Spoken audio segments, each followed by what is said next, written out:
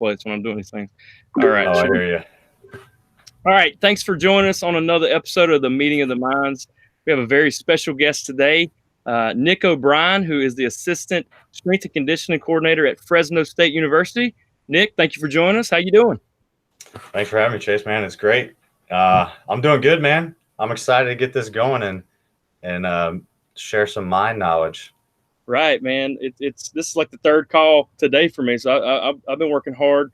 Tell me about how your job changed during the coronavirus, because you went from working with athletes on a daily basis to not really seeing them. Give me something. Yeah, it's definitely been a change of pace, and it's kind of good because I've been telling my athletes all the time, hey, you got to be adaptable. Like whether it's a play, you got to shake stuff off, you got to move. I got to practice what I preach right now. So for right now, I mean, I got to talk to the athletes. I got to find a new form, find a new norm, and just kind of find the different way to connect with them when I can't be there in person, which is a huge change of pace. And it's been interesting to try to find like the perfect kind of formula. And I mean, with the situation going on, I think everybody used the term fluid. It's constantly changing all the time.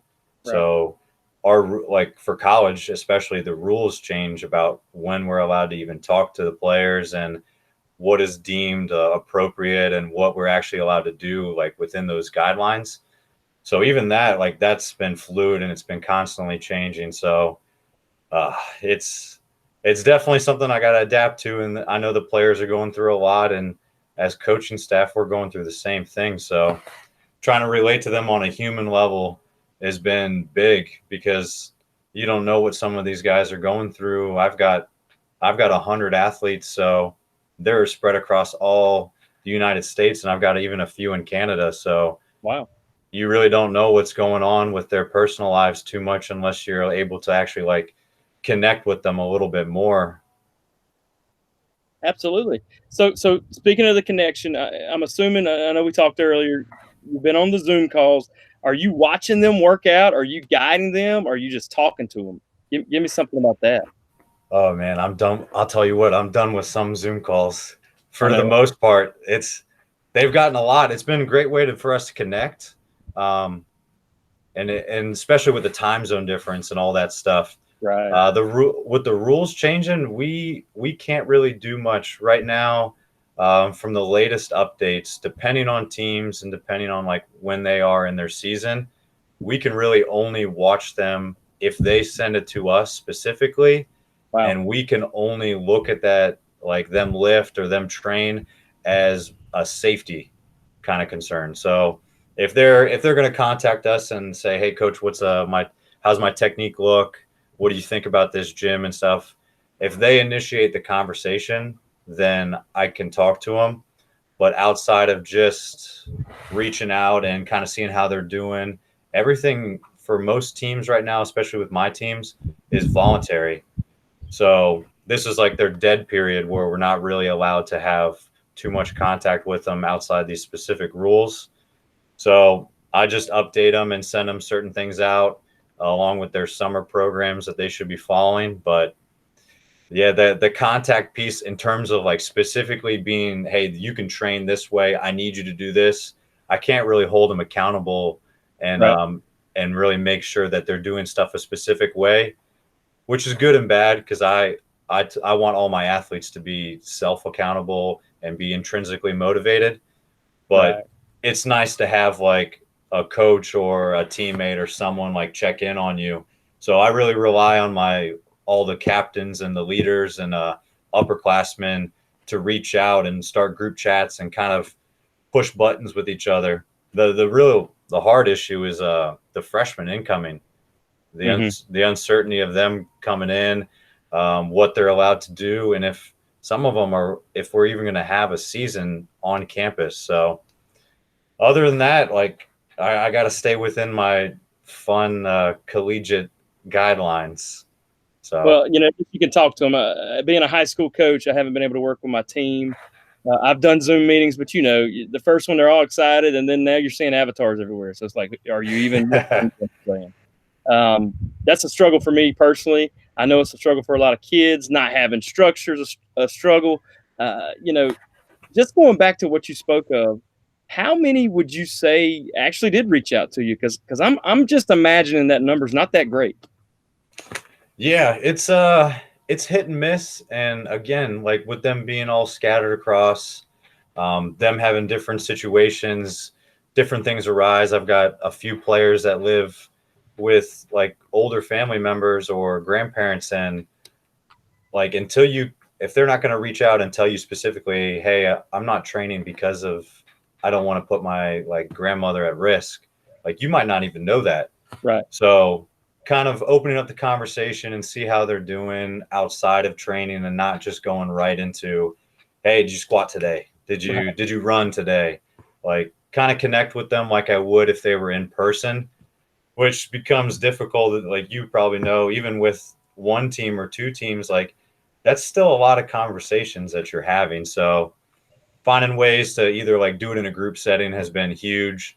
I send some stuff out weekly and try to reach out to individual athletes at different points in time, either weekly or bi-weekly, depending on when we were with exams and stuff like that. Uh, but outside of that, it's kind of in their court. I think a lot of them initially wanted to reach out, but most of them weren't concerned about their training. They were concerned about like, hey, are we coming back? Like they have all these questions, and no one could give them a straight answer, and I couldn't give them a straight answer either. So I was just, hey, let's focus on what we can control, like always. This is the fact of the matter. We're going to send you home for this amount of time. I'm going to make sure that you can reach out to me whenever you need. Here's something you can follow if you have access to this.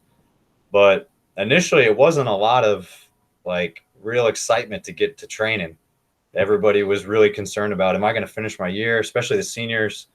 I mean, wrestling, we were about 2 or 3 days away from going to Minnesota to Yeah. go to the national championships.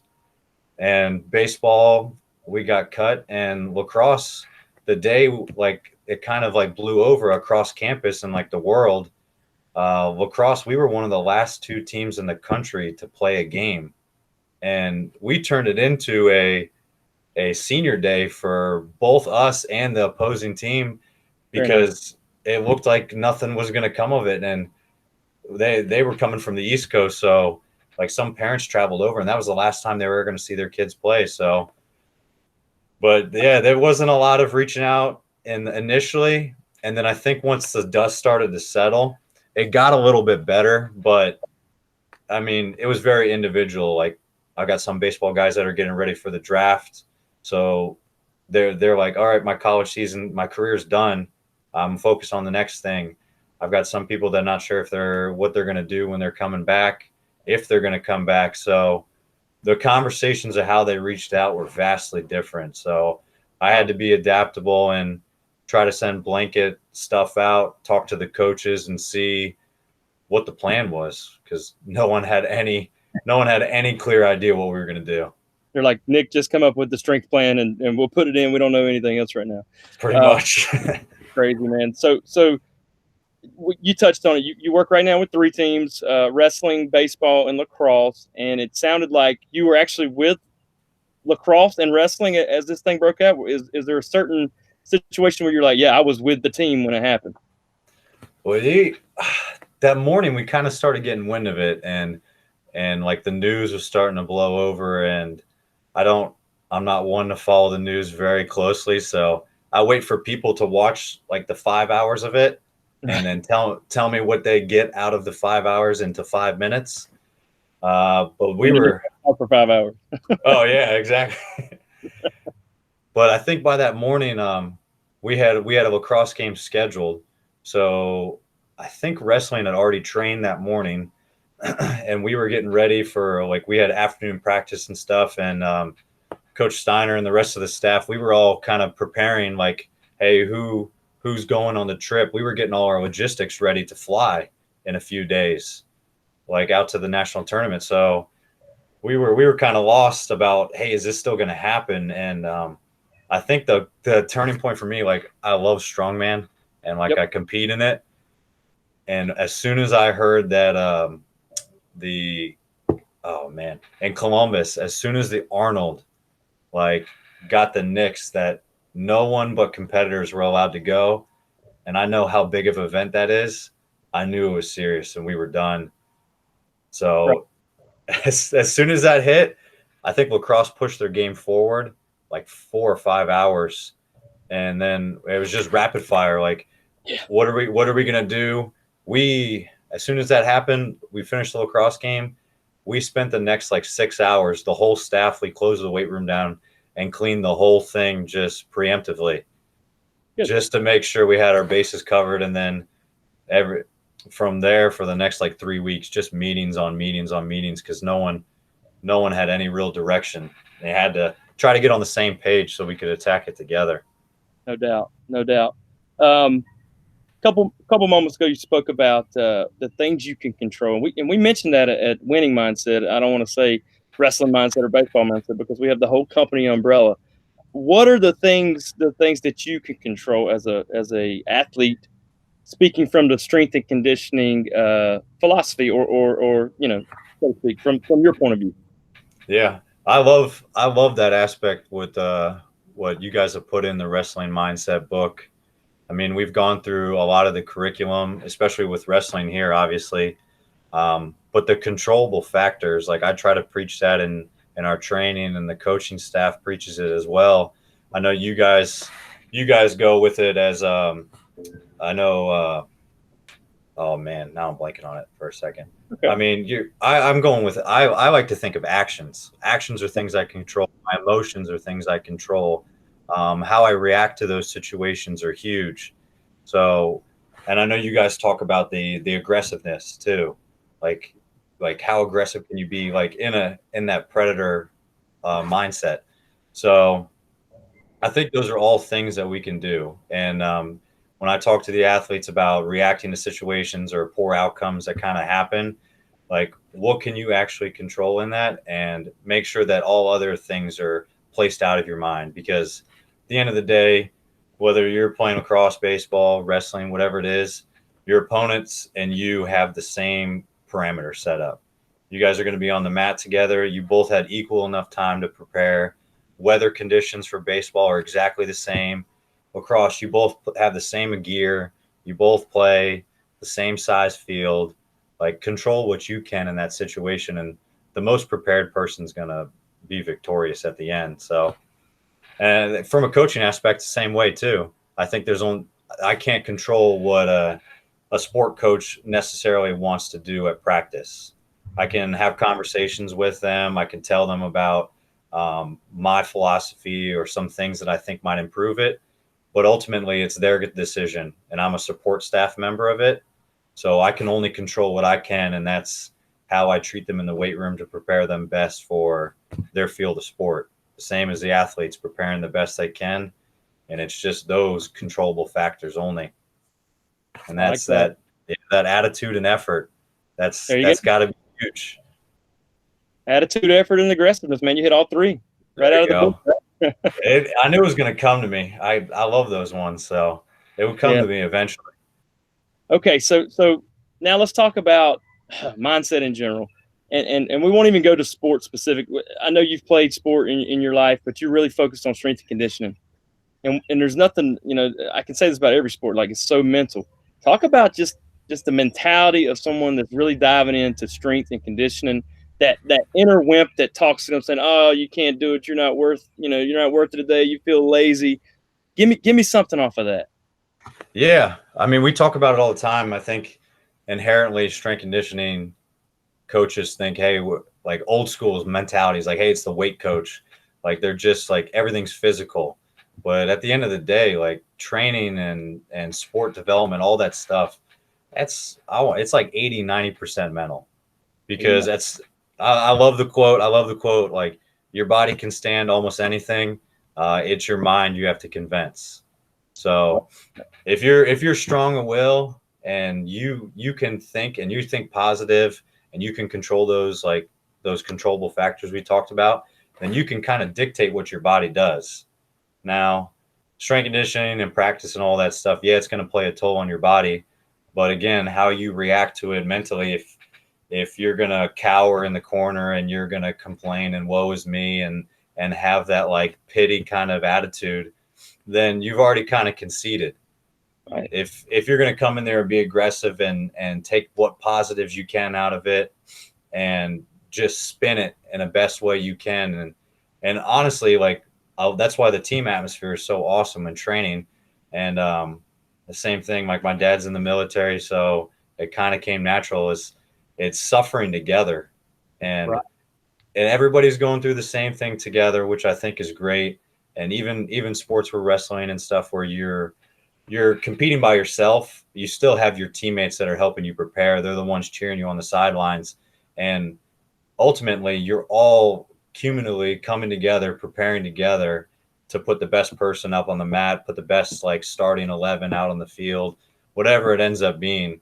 So mentally, you guys got to be locked in at all times and make sure that that stuff is the priority, because physically you can handle a lot and your body's going to adapt to the stuff. I mean, training's adaptation. It's whatever stress you apply onto it, like that's your body's going to adapt to it. I mean, if I want to get bigger, I'm going to lift and my body will adapt to it, but it's got to be consistent and you got to make sure that you got your mind right every day. Wrestling hates it sometimes. 6 a.m. lifts, get your mind right. Right. Baseball comes in after a 4-hour practice and in the Fresno heat, and if you've never experienced that, it'll make a man out of you real quick. And then we lift after practice, so you better get your mind right. Love that. That is good stuff, man. Um, and doing it when you don't want to do it. I mean, you just got to do it. Sometimes you fake it till you make it. I mean, is that something you would say is true? Yeah, I think there's some points in time I'm not a big like rah coach or I mean, I'll be your cheerleader in your corner and I'll support you as you go along, but ultimately, like you guys got to bring the juice somehow. Like you guys set the temperature in the room and I'll be the thermostat and I'll adjust it if I need to. If you're not going to be there, I'll light a fire under your ass. But if the team's getting going and I can sit back and not do much, hey, that's great. I want them to be almost player led as much as possible. No doubt. So that's a huge part of it, definitely. That's awesome. As far as the strength and coordinator or conditioning coordinators, responsibilities and goals, what would you say would be the ultimate thing for you in your life as far as your dreams and your aspirations with this particular endeavor? Yeah, I think one of the big things that like I like to value or strength conditioning, the term we kind of talked about it today with our staff, like the term strength conditioning, like how people kind of perceive it. I think at the end of the day, like the big word that I always see is being important to me is service, because it's a people person industry. At the end of the day, like we should be best by coaching people first. So not even coaching student athletes, not coaching specific sport. Like we're not teaching the skills. If I can't relate to my athletes on a personal level and show that I'm kind of human, then it Right. doesn't matter. Like I should be coaching the person, not the weights, always. So I treat it like a service industry, just making sure that I want to be able to provide them as much as possible. I love to watch them succeed in their sport, and I tell every single one when they come and we go through recruiting presentations with them, like I don't, as much as I want you to be love the weight room and like embrace it, you're not going to like it. Probably you're here to play your sport, and I'm going to make sure that everything we're doing is getting you in the right position to be there, because your job isn't to be a weightlifter. So I think that just finding ways, whether it be strength conditioning, like being someone they can talk to, whatever, be a shoulder they can cry on, or someone they can ask for advice, or someone they can put on their resume. Like at the end of the day, I'm there to serve them in some sort of capacity. Absolutely. I mean, if you make your business, no matter what it is, about the people, then you're going to have it right. Oh yeah. You're going to have it right, no matter what you do in life. One thing that sparked in my mind while you were talking: short-term pain, long-term pleasure. The guys aren't going to want to do it. They don't feel like it. They have to do it. They push themselves through it. And it might not be that great right now, but in the long term, which is always best, it's going to help them. Do you ever talk about that with your guys? Yeah, definitely. I think that's huge. And that's like another thing we talk about with like motivation. Yeah, it's great if you watch a video and you kind of get like fired up for it in the moment, but unless that video like sparks something in you that continually keeps going, or a quote that like you live and breathe, then Right. it's just finite. Like I want to be intrinsically like motivated personally, like have a higher objective and goal in mind that I can constantly pursue. If you don't have that, you're going to be in trouble. And it's kind of this day and age, and I'm not going to say it's the kids because I want to say I'm kind of relatively young, but I'm creeping up there now more and more, and my dad's making me well aware of that. But that instant gratification and like trying to get that quick payoff is starting to become like a bigger issue. And you can't really do that kind of carrot and the stick model anymore where, hey, you can dangle like this in front of an athlete because they can see it happen in other places across the country, social media, like other teammates. They like to compare themselves to others. So I really try to focus on them specifically. Hey, what are your goals specifically? What do you want to accomplish? I know what the team is. Like, how does that fit into your unique situation? Because I need something that drives you more than just a quote or just that one day where you're fired up. Like, what is a constant driving factor for you day in, day out that makes you tick? Like, what do you need to accomplish? And that's huge because I think the payoff at the end of that is bigger. The success they get from that, um, I think it's more important. I think that my like relationships with my athletes, I'm starting to kind of see it as I get older. I still have a relationship with some that I've finally seen graduate, and I think that's almost even more important than like I see them on their senior day. I've Right. seen I've seen for this year was the first one I got all 4 years, like from freshman to senior year, that I've seen my athletes here at Nice. any school I've ever been at. So it's unique, but to get calls from athletes from other places that are getting married or calling me about stories or just wanted to like catch up, like that stuff is huge. And like, again, I would have never got that in the moment. Like it just has to build over time. And I think that reassuring that to the athletes and understand like, hey, this is not going to be a day thing. Consistently, you got to do this day in, day out. And trust me, the payout is immense. It's so much better.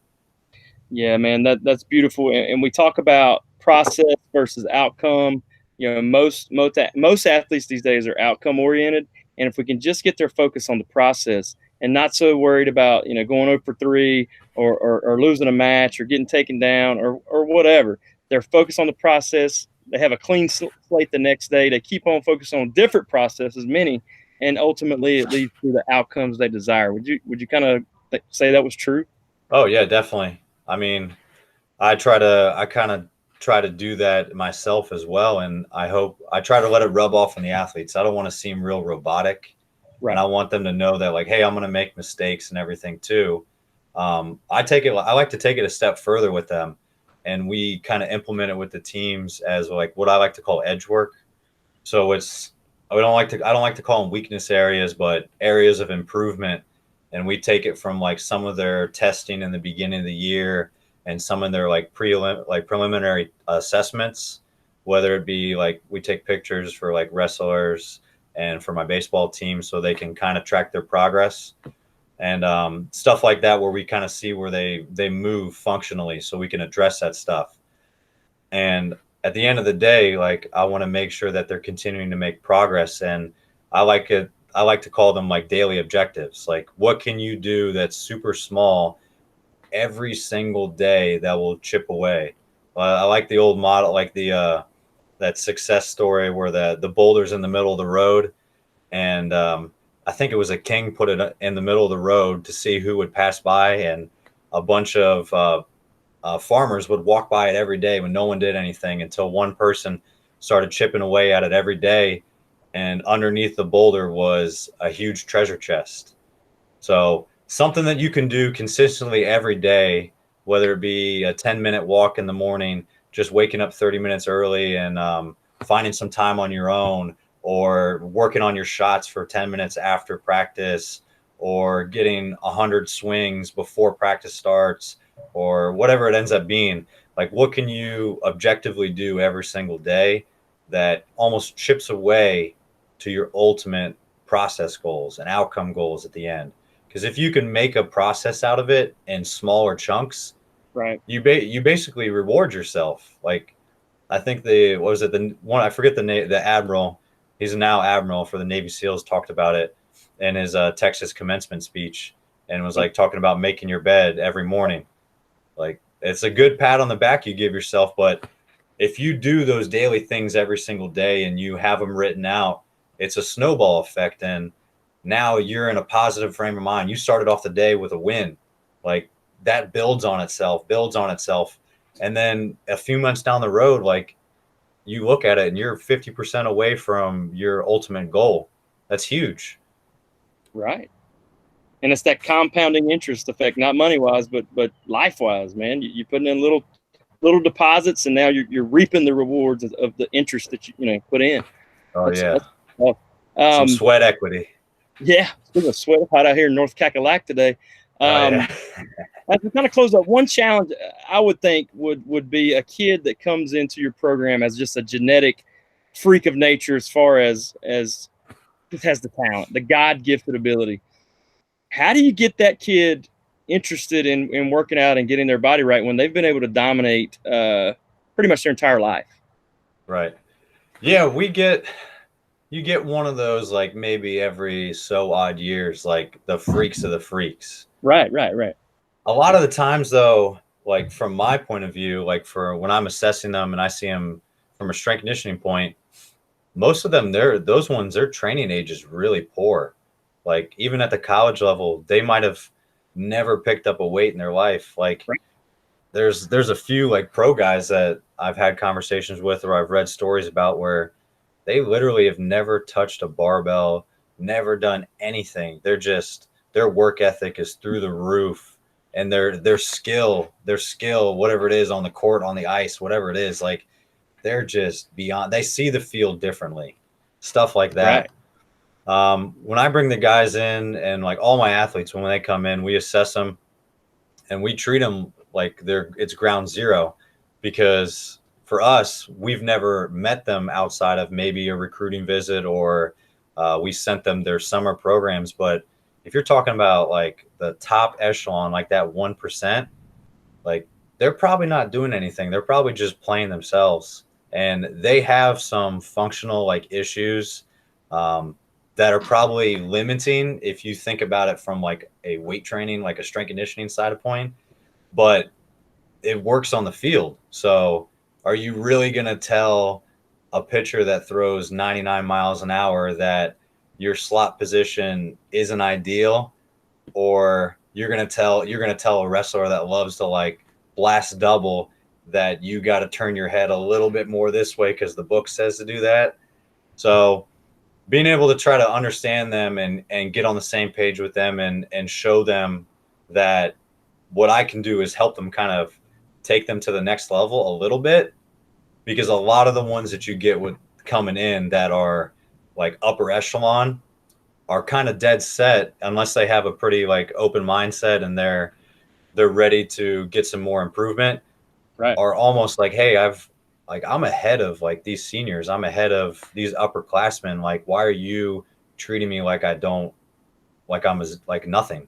Right. And we have to adapt them into the situation and kind of, like, build them up a little bit more, but finding ways for them to buy into our process. Because I'll tell you what, most of our athletes that are the best on the field are not necessarily the best in the weight room.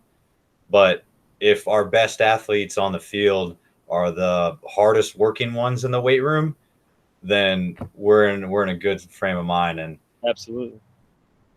Hardest workers, yeah, that comes back. But there are freaks. I mean, it happens. It does. And I foresee that being a challenge for someone like you, who really doesn't have to. You don't recruit the kids. I mean, the coach does. So you're going to get a right, kid that's maybe never lifted a weight ever or properly at all, and thinks he's got it down pat, because he's always been told how great he was. Oh, exactly. It's I can see that. from high school to college. That's a wake up call for a few of them, for sure. Absolutely. Yeah, definitely. So as we wrap up here, I appreciate your time. I've loved it, man. If there's anything we could ever do for you at Winning Mindset, please let me know. You did read the book. Is there anything that stuck out to you as a final message to kind of recap the predator versus prey mindset that you'd like to speak on? Yeah, I love the book. I think we took a lot away from it. Me personally, I think the players took a lot away from it. One of the really good things about it is kind of like it always mentions in the book in the chapters, like the learning retention. Just like if you read about strength conditioning or if you read about whatever sports you want to do, like you're only probably going to keep 10% of that. You got to make sure that you practice it and that you write it down and you're either coaching it or you're coaching someone else up with it. I think that is huge. Finding, and we talked about it with all the controllables and setting your mindset to like always be almost in an attacking mentality where you're pushing forward and you're never satisfied. That stuff, the practical stuff was huge for our players.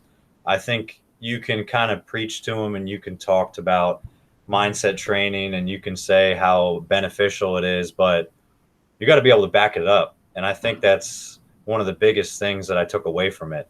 Like, what are some practical things that we can do as a team and do individually that change our thought process? And actually, we can be able to apply, because it's one thing to read it, but if you can't apply it, then it wasn't worth anything.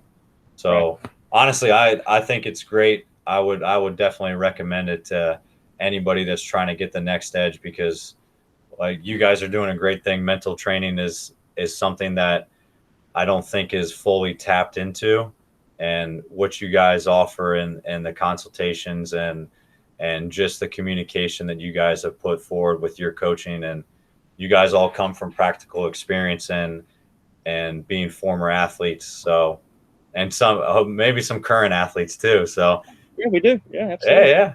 So it's great. It's a great thing to have, and I think that if you're not training mentally, then you're at a disadvantage for any level and any age, any sport. So you would say mindset makes a difference, right? Oh, mindset makes a difference. Big difference. Love it. But Nick, I really appreciate your time. Hey, maybe we can hook up and talk about how to get my wrestlers actually stronger at some point. Um, we're We can still make it working happen. on this. And I appreciate your time here. And if there's anything we can ever do for you, like I said, please give me a holler, okay? Appreciate it, Chase. Thanks, guys. Take care, Nick. Bye bye. See ya.